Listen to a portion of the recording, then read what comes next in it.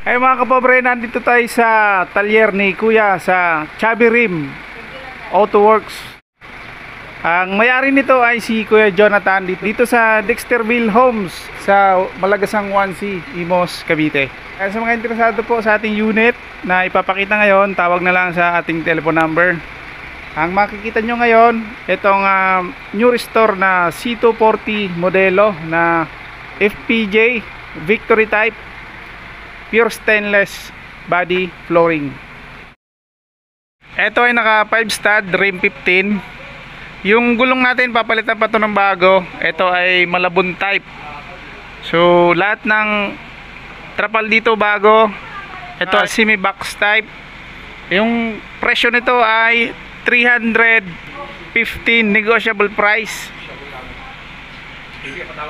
Ang kahan nito bago. Tapos yung stereo meron. Bagong stereo din yung kakabit. Tapos itong top load natin, carrier ay bago ring mga tubo. Yung chassis natin, mga pangilalim ay pinturado. Mga pangilalim natin na yun, no? Yung center post natin, lahat ng pangilalim ay stainless. Itong stabilizer, ang ating differential ay stainless lahat. Pati ang ating U-bolt. Ayan po, ang ganda ng pangilalim natin.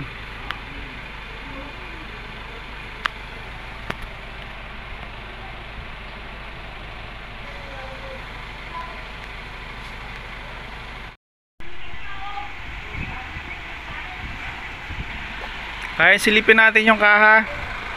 Ito naman ang flooring natin. Tapos ito, mga bago yung mga upuan natin. Ayan. Itong mga gauges natin bago, yung mga apakan stainless. Ayan, ang ganda ng mga apakan natin. Yung mga switch bago lahat. Yung manibela natin, ito.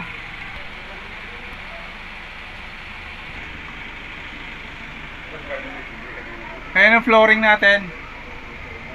Ito, meron tayong handbrake. Tapos yung butas. So halos karamihan naman Victory type na ay walang dashboard. Ayan yung makina natin na C240 modelo.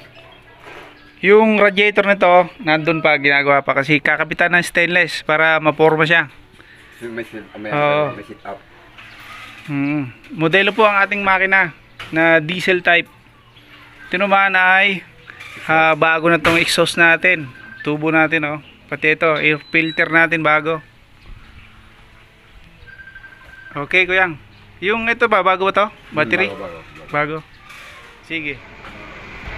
At dito naman sa ating double cab 6.50 rim 14. Ito ay naka 5 stud. Ito naman ay pure stainless body flooring, baggy type. Ay mga ilaw natin bago. Makinis yung pagka-bapping ng stainless. Bago rin lahat ng mga sticker natin. Yung trapa lang medyo marumi pero bago din.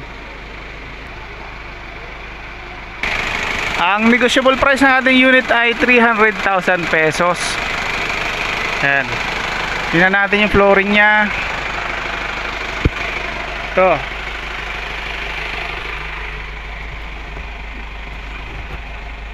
Walang handbrake. Ayan, full stainless with stereo.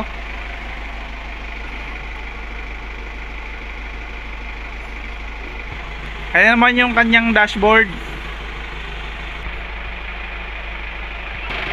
Adjustable mga upuan, medyo may kalumaan na. Pero mapapalitan naman yan. Ito yung ating pangilalim. Ayan, double bar. Pinturado, chassis, lahat na pangilalim, pati differential.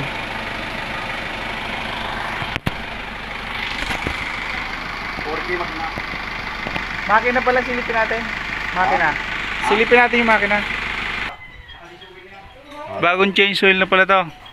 Ayan, RF Mazda ang makina. Walang takip to? Meron yan, meron. Meron. Ayan, malinaw, oh. Na-order na to, no? C221 makina, Isuzu. Tapos dito naman, Malabon.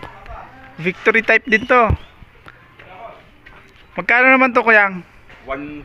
180. Ayan, ito ay pure stainless. Toyota 4K gasoline ang ating makina. Flooring niya stainless. Naka Victory type.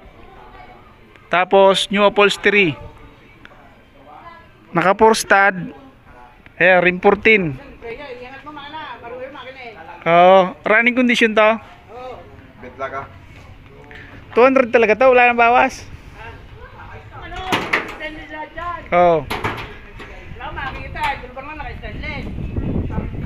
Ayun oh. Ganda pala makina nito. Yung kagayan. Nakarehistro to kuyang. Nakarehistro. Yan, cover na yung stainless ng ating radiator. Kaya safe na safe yung radiator natin. Ano yung speed nito? 4 speed. 4 speed lang. Ayan, running condition po. Sige kuyang. Ayan, mga pangilalim natin, puro stainless. Stabilizer, ayan o. Naka center post. Differential pala na ito ay stainless din.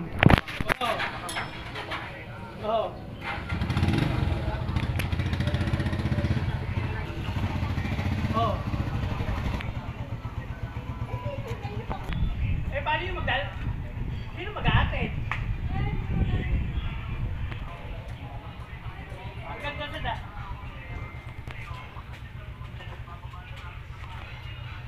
Ang ganda rin. Diretso na sila sa. Ay.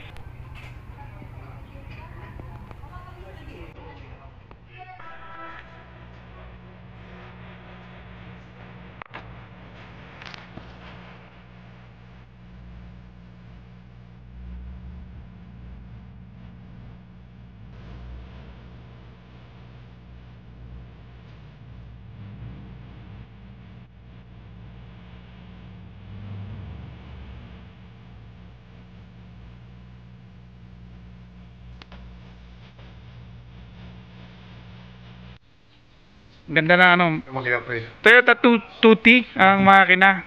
Ayan, ganda na pagka-restore. Yan o. Oo. Nakasit up na yan. Yung wiring niya. Stainless na to, di ba? Kapalitan ng wiring niya. Magkano magiging presyo nitong 200 lang yan. single cab lang ito, no? Single cab. 200 pero stainless na yung body. Isang body. Oo. Flooring galvanized. Yung stainless niya na nilagay sa gitna. Mga bago. 304 ba yan, kuyang? Oo. Tunay yan. Oo. Ayan, yung mga naghahanap ng mura dito sa kanyang auto shop ay mura dito. Ayan. May bawas pa to sa 200 yan, oh. Ayan. Yung mga naghahanap po ng mura. Naman, R2 ang makina. Ito ay closed type. Double cab, naka steel top. Magkanong bentahan natin, kuyang? 300,000. Ayan. Semi stainless. Ito ay naka 4 stud, rim 14. Tama ba? 14. Ayan, silipin natin yung makina niya. Hindi pa naman tapos to. Tigas.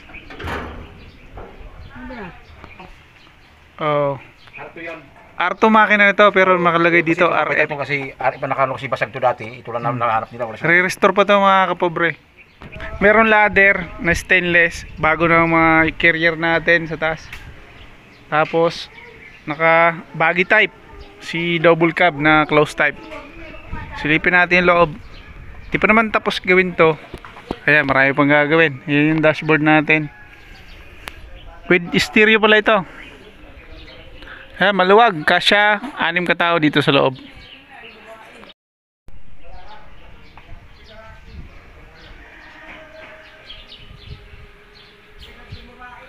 Dito na muna ang ating update mga kapobre. Salamat sa panonood.